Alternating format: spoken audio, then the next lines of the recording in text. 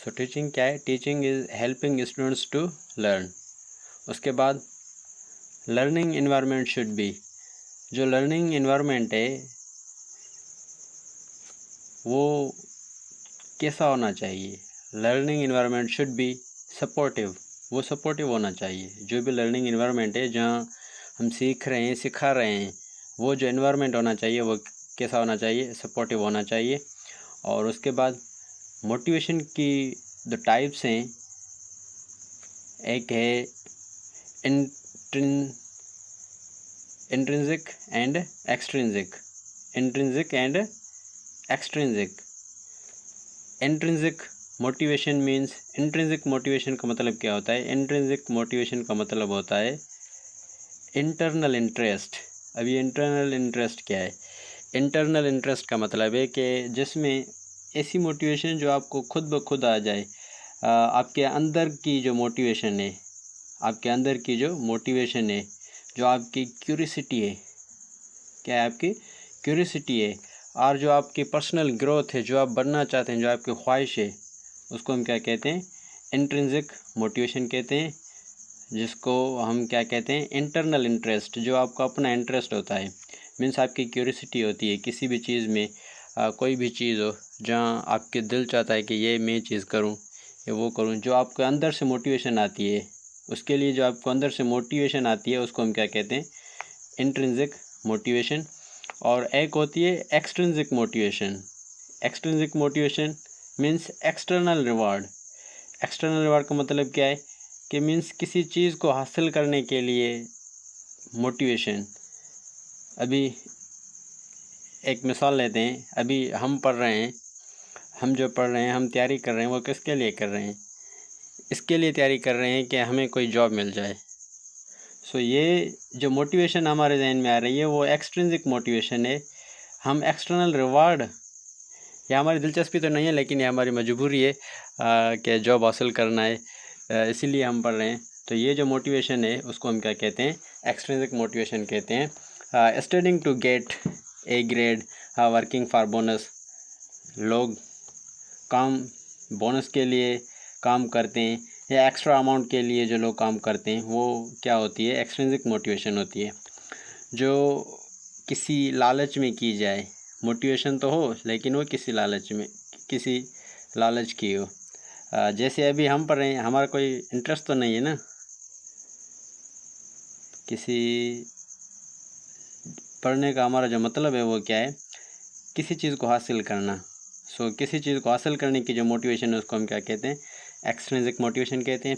उसके बाद है cooperative learning promotes. Cooperative learning किसको प्रमोट्स करती है? अभी ये जो हम शॉर्ट पढ़ रहे हैं ये MCQs के बेस पे भी आ सकता है कि cooperative learning promotes team work, individual और मैनी मोर, बहुत सारे ऑप्शन दे सकते हैं। सो cooperative learning promotes team work. Demonstration is best for, demonstration किसके लिए बेस्ट है? बेस्ट फॉर प्रैक्टिकल सब्जेक्ट्स, जो भी प्रैक्टिकल सब्जेक्ट्स हैं उसके लिए डेमोस्ट्रेशन बेस्ट है। Practical subjects like chemistry, physics, bio. उसके बाद brain storming develops. Brain storming क्या डेवलप करती है? So brain storming develops creativity. Brain storming develops creativity. उसके बाद है इंक्वायरी मेथड प्रोमोट्स, जो इंक्वायरी बेस्ड मेथड होता है। इंक्वायरी बेस्ड मेथड जो होता है वो किस चीज़ को प्रमोट करता है? सो अगर आपको किसी चीज़ के बारे में इंक्वायरी करनी है तो आपको क्या करना पड़ेगा? आपको अपनी जो क्रिटिकल थिंकिंग है उसको एनालाइज करना पड़ेगा। सो इंक्वायरी बेस्ड मेथड जो होता है वो किसी चीज़ को प्रमोट करता है? क्रिटिकल थिंकिंग को। क्रिटिकल थिंकिंग वो सोच जो आप खुद सोचते हैं, आप अपने दिमाग के ज़रिए सोचते हैं, उसको हम क्या कहते हैं? Critical thinking. जो आपके माइंड में आपके अपने आइडियाज़ हैं उसको हम क्या कहते हैं? Critical thinking. उसके बाद है एवोल्यूशन इम्प्रूव्स। एवोल्यूशन किस चीज़ को इम्प्रूव करती है? सो एवोल्यूशन इम्प्रूव्स टीचिंग क्वालिटी। अगर आपकी एवोल्यूशन होती है जहाँ पढ़ा रहे हैं तो उस एवोल्यूशन का जो मकसद होता है वो क्या होता है? टीचिंग क्वालिटी को इम्प्रूव करना। टीचिंग क्वालिटी को इम्प्रूव करना। और उसके बाद है एजुकेशन डेवलप्स। एजुकेशन क्या डेवलप्स करती है? एजुकेशन डेवलप्स पर्सनालिटी, एजुकेशन क्या डेवलप करती है, पर्सनालिटी डेवलप करती है। और उसके बाद है टीचर रोल, टीचर का रोल क्या होता है, टीचर का रोल क्या होता है, teacher is as a facilitator, teacher क्या होता है, एक फैसिलेटर होता है जो जस्ट फैसिलेट करता है। Classroom environment should be, classroom का एनवायरनमेंट कैसा होना चाहिए, शुड बी पॉजिटिव, पॉजिटिव होना चाहिए। Teaching ads improve, teaching ads क्या इम्प्रूव करते हैं, सो हमने प्रीवियस वीडियो में पढ़ा था कि टीचिंग एड्स क्या होते हैं, वो टूल्स जो हमारी टीचिंग में हेल्प करते हैं उसको हम टीचिंग एड्स कहते हैं। So teaching ads improve understanding. उसके बाद project method develops, project method जो होता है वो किस चीज़ को डेवलप करता है, वो प्रैक्टिकल स्किल्स को डेवलप करता है। उसके बाद learning is a continuous process, learning क्या है, learning is a continuous process. उसके बाद करिकुलम शुड बी, करिकुलम क्या होना चाहिए, curriculum should be flexible, flexible means should be easy to understand, easy to understand।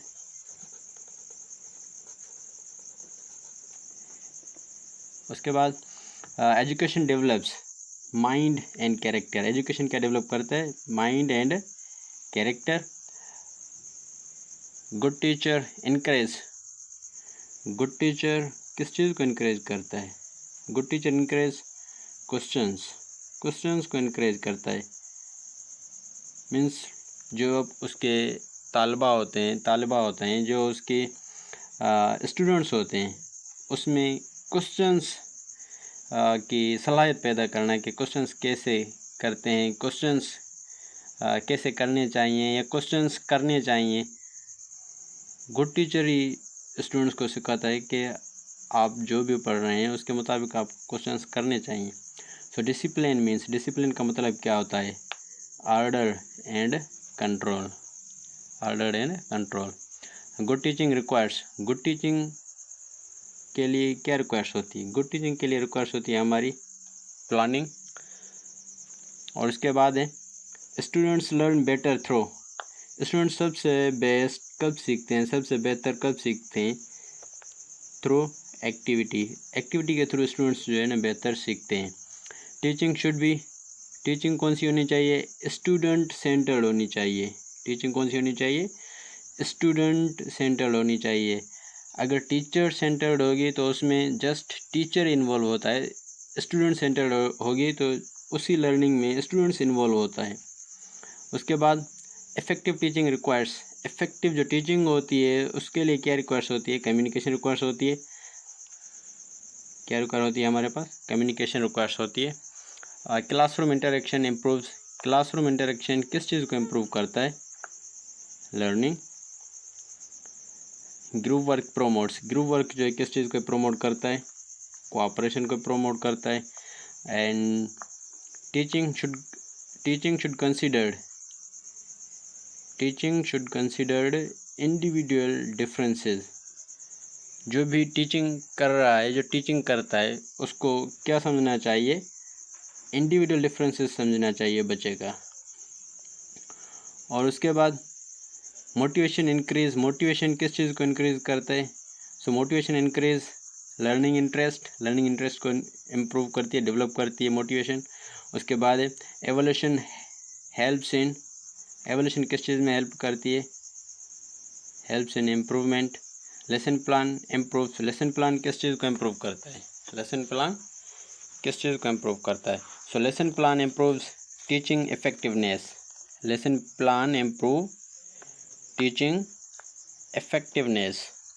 और उसके बाद teaching ads attract, teaching ads किस चीज़ को अट्रैक्ट करते हैं, स्टूडेंट्स अटेंशन को अट्रैक्ट करते हैं। करिकुलम शुड मीट, करिकुलम किस चीज़ के मुताबिक होना चाहिए, स्टूडेंट्स नीड्स, स्टूडेंट्स की नीड्स के मुताबिक होना चाहिए। Curriculum should meet students needs.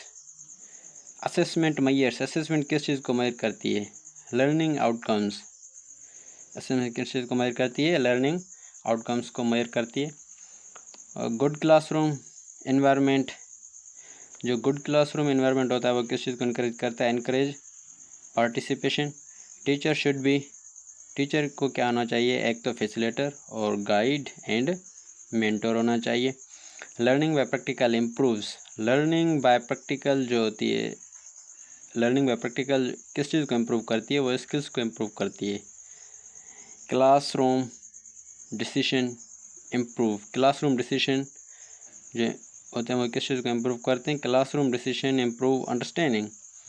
And education prepares students for, education students को किस चीज़ के लिए प्रिपेयर करती है, for life. And teaching is both art and science. Effective teacher promotes, जो भी इफ़ेक्टिव टीचर होता है, जो बेहतर टीचर होता है, वो किस चीज़ को प्रमोट करता है, क्रिटिकल थिंकिंग को एनालाइज करता है कि बच्चे की क्रिटिकल थिंकिंग जो है इन्हेंस हो। सो वो गुड टीचर ही होता है जो बच्चे की क्रिटिकल थिंकिंग को एनालाइज करता है कि वो क्या सोचता है, क्या कहता है, उसके इस सब्जेक्ट के बारे में क्या ख्याल है। सो उसकी जो भी क्रिटिकल थिंकिंग है उसको एनहेंस करना, जो भी ट्यूटर है, जो भी टीचर है, वो अगर किसी बच्चे की क्रिटिकल थिंकिंग को एनालाइज करता है तो वो क्या होता है, वो इफ़ेक्टिव टीचर होता है। So hope you like this video. if you don't subscribe our channel, please subscribe our channel and don't forget